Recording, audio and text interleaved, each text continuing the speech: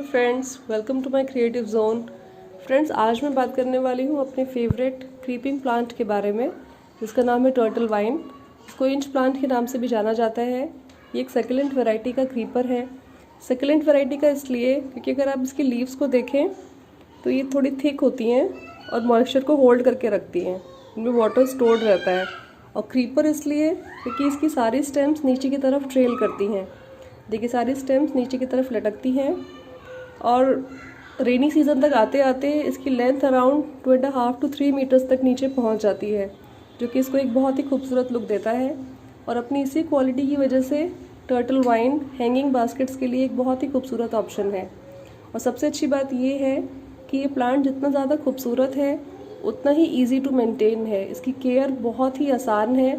इसको आप low maintenance plant की कैटेगरी में आसानी से रख सकते हैं। अगर कुछ ही बातों का ध्यान दे लिया जाए तो इसको आप आराम से इसकी देखभाल कर सकते हैं और ये आपके इंडोर गार्डन की खूबसूरती को बढ़ाता रहेगा। तो चलिए फ्रेंड्स, आज इसी प्लांट के सभी केयर एस्पेक्ट्स को हम वन बाय वन डिस्कस करेंगे। तो let's start. Friends, turtle vine एक पेरिनियल प्लांट है, मतलब कि ये सालों साल तक आपके गार्डन में बना रहेगा। लेकिन विंटर इसका डॉर्मेंसी पीरियड होता है। विंटर में इसकी ग्रोथ ना के बराबर होती है। ये स्लीपिंग जोन में चला जाता है। विंटर में हमें इसको डायरेक्ट पाले से, ओस से और ठंडी हवाओं से बचाना है। विंटर में इसकी लीव्स और स्टेम्स थोड़ी ड्राई आउट होनी शुरू हो जाती हैं, लेकिन इसका रूट सिस्टम ख़राब नहीं होता। और जैसे ही स्प्रिंग का सीज़न आता है तो इसकी ग्रोथ दोबारा से शुरू हो जाती है। स्प्रिंग के आते ही हमें इसकी जो डेड लीव्स हैं और स्टेम्स हैं उनको रिमूव कर देना है और इसकी वाटरिंग का और फर्टिलाइज़र का पूरा ध्यान रखना है। रेनी सीज़न के आते आते इसकी ग्रोथ इतनी खूबसूरत हो जाती है और ये काफ़ी लंबा हो जाता है। इसकी जो ये स्टेम्स हैं इनकी लेंथ बहुत ज़्यादा बढ़ जाती है। अगर हम बात करें टर्टल वाइन के लिए परफेक्ट सॉइल मिक्सचर की, तो ये इतना इजी टू ग्रो प्लांट है कि किसी भी तरह के सॉइल मिक्सचर में इजीली ग्रो हो जाता है। जो हमारा ऑल पर्पस सॉइल मिक्सचर होता है, जिसमें हम सैंड, कंपोस्ट और गार्डन सॉइल को इक्वल क्वांटिटी में मिक्स करके प्लांट्स लगाते हैं, उसमें भी आराम से ग्रो हो जाएगा। लेकिन हमें इस बात को यहाँ ध्यान देना है कि बहुत ही ज़्यादा मॉइस्चर लविंग प्लांट है। इसको अपनी सॉइल में मॉइस्चर पसंद होता है। और इसकी इसी क्वालिटी को ध्यान में रखते हुए अगर हम इसके सॉइल मिक्सचर में 20% तक कोकोपीट ऐड कर दें तो समर्स में हमें इसकी केयर करना आसान हो जाएगा हमारे लिए, क्योंकि कोकोपीट मॉइस्चर को सॉइल में थोड़ा सा होल्ड करके रखता है और इसकी रूट्स को जल्दी से ड्राई आउट नहीं होने देता। इसका रूट सिस्टम वैसे भी काफ़ी शैलो होता है। मैं आपको इसकी रूट दिखाती हूँ। ये देखिए फ्रेंड्स, इसकी इतनी छोटी सी रूट होती हैं जो कि सॉइल में बहुत ज़्यादा डीप नहीं जाती हैं, ऊपर ही रहती हैं। और यही बात हमें वाटरिंग करते वक्त भी ध्यान देना है। अगर इसकी टॉप सॉइल की टॉप लेयर अगर ड्राई हो गई है 1/2 इंच तक भी, तो हमें इसमें वाटरिंग कर देनी है।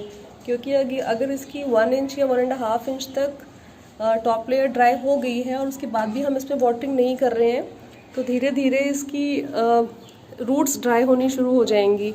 और एक बार अगर इसकी रूट्स कम्प्लीटली ड्राई हो जाएं तो फिर ये प्लांट्स रिवाइव नहीं हो पाएगा, फिर ये पूरी तरीके से डेड हो जाएगा।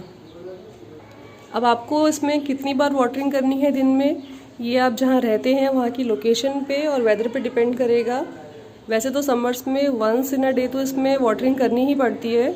लेकिन अगर बहुत ज़्यादा गर्मी है और आप बहुत ज़्यादा ड्राई एरिया में रहते हैं और आपके प्लांट की सॉइल 2 बार ड्राई हो रही है, तो इसमें आपको 2 बार भी वाटरिंग करनी पड़ सकती है। लेकिन वाटरिंग का इसमें पूरा ध्यान देने की ज़रूरत होती है।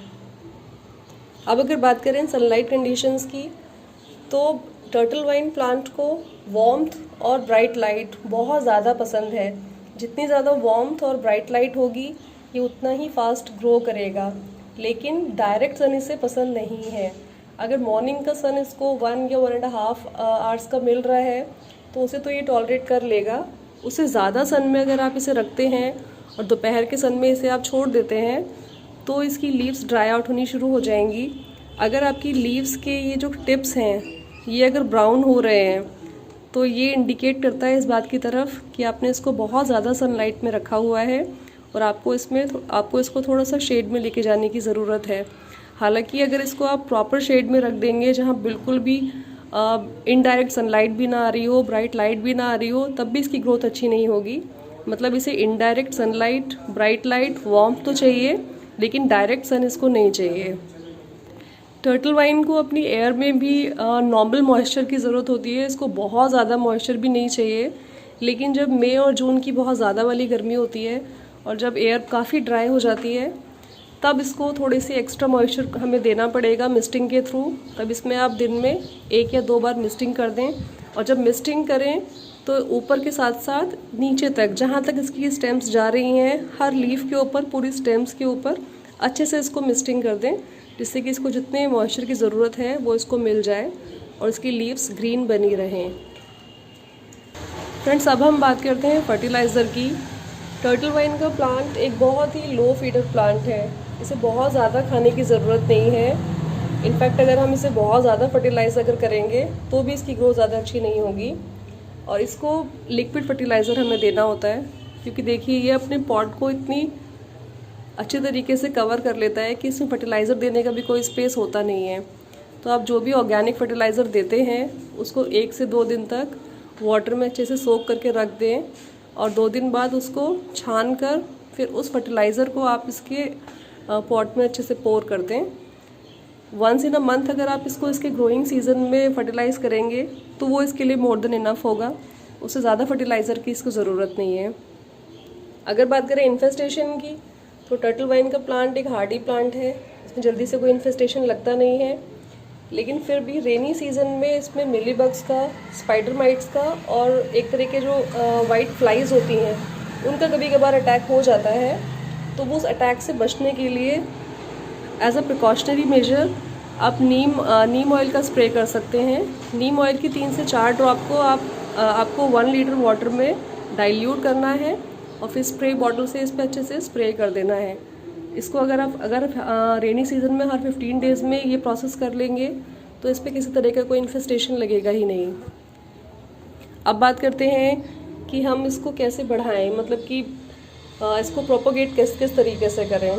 टर्टल वाइन को प्रोपोगेट करना बहुत आसान है। देखिए इसकी हर स्टेम में बहुत सारे नोट्स होते हैं, जहाँ भी इसकी लीव्स हैं, लीव्स के पीछे ये बहुत सारे नोट्स हैं और इनमें से बहुत छोटी छोटी सी रूट्स ऑलरेडी डेवलप्ड रहती हैं।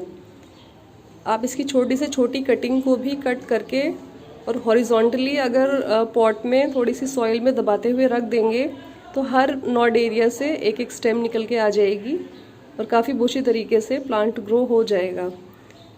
तो इस तरीके से आप इसको आसानी से प्रोपोगेट कर सकते हैं, और इसको प्रोपोगेट करना इतना आसान है कि इसके संग आप बहुत सारे एक्सपेरिमेंट्स भी कर सकते हैं। अगर आप DIY प्लांटर्स बनाने में इंटरेस्टेड हैं और प्लास्टिक बॉटल्स के आप DIY प्लांटर्स बनाते हैं, तो इसको यूज़ करते हुए आप बुशी तरीके से बहुत सुंदर सुंदर प्लांटर्स भी प्रिपेयर कर सकते हैं और उसको अपने घर की डेकोरेशन के लिए यूज़ कर सकते हैं। तो फ्रेंड्स, आज के लिए बस इतना ही। आई होप इस वीडियो में मैंने जो टिप्स दिए हैं वो आपके लिए यूज़फुल साबित होंगे, और आप इस प्लांट को अगर अभी तक आपने इसको अपने इंडोर गार्डन में ऐड नहीं किया है तो आप ज़रूर एक सुंदर सा हैंगिंग बास्केट अपने इंडोर गार्डन के लिए बनाएंगे और अपने घर की खूबसूरती बढ़ाएंगे। तो जल्दी ही मिलते हैं किसी नए वीडियो के संग, तब तक के लिए गुड बाय।